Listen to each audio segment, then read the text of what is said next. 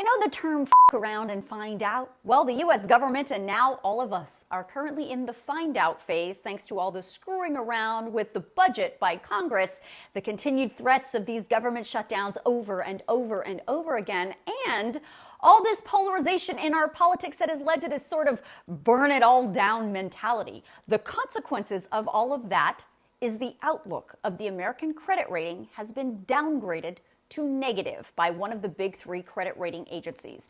The big three credit rating agencies for governments are Fitch, S&P, and Moody's. Now, I told you in several videos that Fitch and S&P have already had enough of this nonsense, and they downgraded the actual credit of the United States from its highest level of AAA down to AA+. Well, now the last of those big three credit rating agencies, Moody's, has moved the United States credit rating outlook from stable to negative.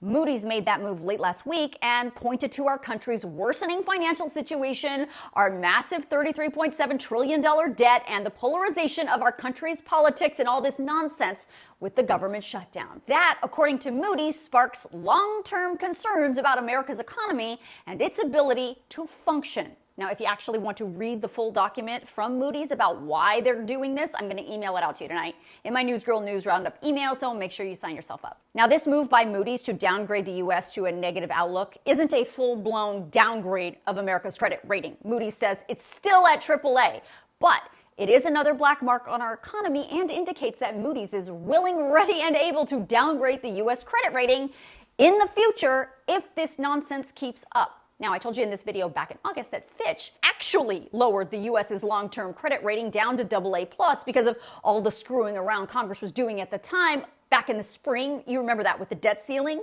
And prior to that, in 2011, when Congress did the exact same thing with the debt ceiling, S&P stripped the U.S. of its perfect AAA credit rating. To this day, S&P and Fitch have not returned the United States credit rating to AAA. And now Moody's, too, is saying the U.S. is not on the right path and says the cost of our massive debt is going to very soon become unsustainable if Congress doesn't turn this ship around.